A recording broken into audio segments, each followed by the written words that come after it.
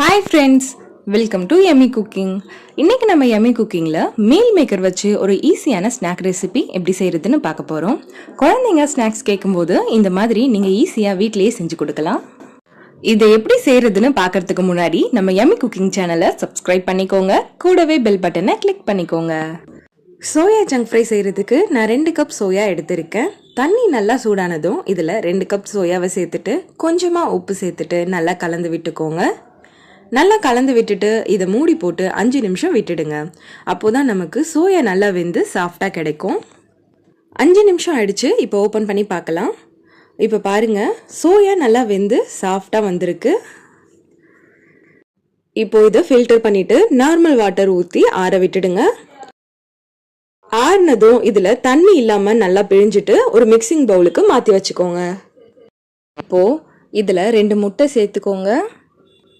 இது கூடவே 1/2 ஸ்பூன் மிளகாய்த்தூள், 1/2 ஸ்பூன் தனியாத்தூள், 1/2 ஸ்பூன் மிளகுத்தூள், 2 டேபிள் ஸ்பூன் கார்ன்ஃப்ளவர் சேர்த்துட்டு நல்லா மிக்ஸ் பண்ணிக்கோங்க. இப்போ நல்லா மிக்ஸ் பண்ணியாச்சு. அடுத்து இதை எண்ணெயில் பொரிச்சு எடுத்துக்கலாம். அதுக்கு ஒரு கடாயில் 3 டேபிள் ஸ்பூன் எண்ணெய் எடுத்துக்கோங்க. எண்ணெய் சூடானதும் நம்ம ரெடி பண்ணி வச்சிருக்க சோயாவை இதில் ஃப்ரை பண்ணி எடுத்துக்கலாம். சோயாவை மொத்தமாக இதில் சேர்த்துட்டு ஒரே டைம்லேயே இதை பொரிச்சு எடுத்துக்கலாம். ஸ்டவ்வை மீடியம் ஃப்ளேமில் வச்சுட்டு 4லிருந்து 5 நிமிஷத்துக்கு இதை நல்லா ஃப்ரை பண்ணி எடுத்துக்கோங்க. இப்போ பாருங்க, இதை நல்லா ஃப்ரை பண்ணியாச்சு. இப்போ இதை வேற பிளேட்டுக்கு மாற்றி வச்சிடுங்க. அடுத்து அதே கடாயிலேயே 2 டேபிள் ஸ்பூன் எண்ணெய் எடுத்துக்கோங்க. எண்ணெய் சூடானதும் 1 டீஸ்பூன் இஞ்சி பூண்டை நல்லா தட்டிட்டு சேர்த்துக்கோங்க.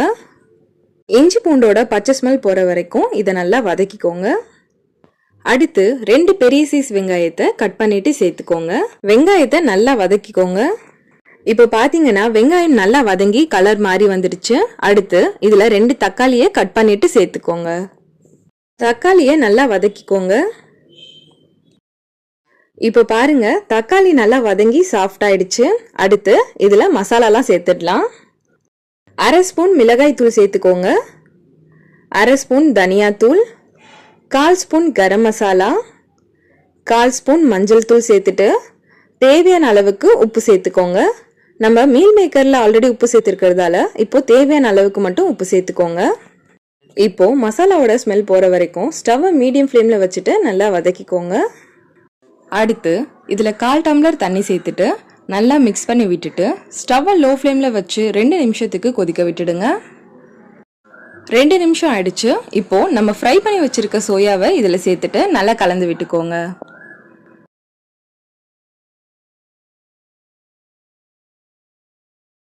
இப்போ இதில் 2 பச்சை மிளகாய் சேர்த்துட்டு நல்லா மிக்ஸ் பண்ணி விட்டுட்டு ஸ்டவ் ஆஃப் பண்ணிடுங்க.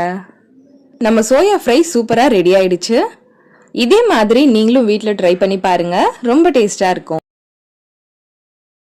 மீல் மேக்கர் கட்லெட் செய்யறதுக்கு ஃபர்ஸ்ட் 1 கப் அளவுக்கு மீல் மேக்கர் எடுத்துக்கோங்க.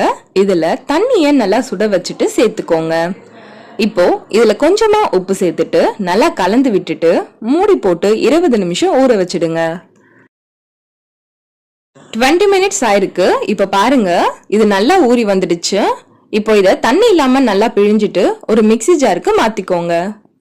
மிக்ஸி ஜாருக்கு மாத்திட்டு நல்லா அரைச்சு எடுத்துக்கோங்க. இப்போ பாருங்க, இந்த அளவுக்கு நல்லா அரைச்சு எடுத்துக்கோங்க. இப்போ நம்ம அரைச்சு வச்சிருக்க மீல் மேக்கரை ஒரு மிக்சிங் பவுலுக்கு மாத்திக்கோங்க. இப்போ ஒரு உருளைக்கிழங்க நல்லா வேக வச்சுட்டு மேஷ் பண்ணிட்டு சேர்த்துக்கோங்க. அடுத்து ஒரு மீடியம் சைஸ் வெங்காயத்தை நல்லா பொடியா கட் பண்ணிட்டு சேர்த்துக்கோங்க. இது கூடவே கொஞ்சமா கொத்தமல்லி சேர்த்துக்கோங்க. அடுத்து 1/2 ஸ்பூன் மிளகாய் தூள், 1/2 ஸ்பூன் தனியாத்தூள், 1/4 ஸ்பூன் கரம் மசாலா, 1/4 ஸ்பூன் மஞ்சள் தூள் சேர்த்துக்கோங்க. அடுத்து 1/2 ஸ்பூன் சீரகத்தூள் சேர்த்துட்டு தேவையான அளவுக்கு உப்பு சேர்த்துட்டு இது கூடவே 2 டேபிள் ஸ்பூன் அளவுக்கு பிரெட் கிரம்ஸ் சேர்த்துக்கோங்க. இப்போ இதையெல்லாம் ஒன்னா சேர்த்து நல்லா மிக்ஸ் பண்ணிக்கோங்க.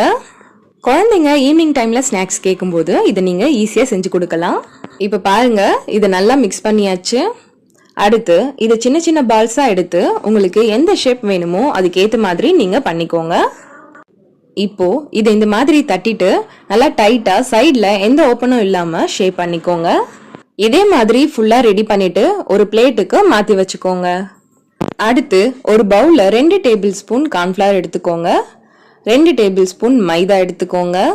இதுல கொஞ்சமா தண்ணி சேர்த்துட்டு கட்டிகள் எதுவும் இல்லாம நல்லா மிக்ஸ் பண்ணிக்கோங்க. இப்போ பாருங்க, இந்த அளவுக்கு நல்லா மிக்ஸ் பண்ணிக்கோங்க. இப்போ நம்ம ரெடி பண்ணி வச்சிருக்க கட்லெட்டை கார்ன்ஃப்ளவர் மைதா மிக்சர்ல டிப் பண்ணிட்டு பிரெட் கிரம்ஸ்ல கோட் பண்ணிக்கலாம். பிரெட் கிரம்ஸ் கட்லெட் ஃபுல்லா படுற மாதிரி நல்லா கோட் பண்ணிக்கோங்க. இப்போ பாருங்க, நல்லா கோட் பண்ணியாச்சு. இதே மாதிரி எல்லா கட்லெட்டையும் ரெடி பண்ணிக்கோங்க. அப்போதான் நமக்கு எண்ணெயில பொரிக்கிறதுக்கு ஈஸியா இருக்கும். எண்ணெய் நல்லா சூடானதும் இதை 1 by 1 போட்டு பொரிச்சு எடுத்துக்கோங்க. நான் 2 ஷேப்ல கட்லெட் ரெடி பண்ணியிருக்கேன். இப்போ ஸ்டவ்வை மீடியம் ஃப்ளேம்ல வச்சுட்டு கட்லெட் நல்லா கோல்டன் ஃப்ரை ஆகுற வரைக்கும் இதை 2 சைடும் மாத்தி மாத்தி போட்டு நல்லா ஃப்ரை பண்ணிக்கோங்க.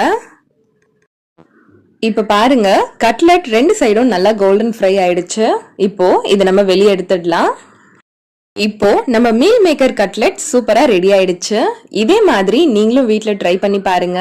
குழந்தைங்க ஸ்நாக்ஸ் கேட்கும் போது இந்த மாதிரி வீட்லயே ஈஸியா செஞ்சு கொடுங்க.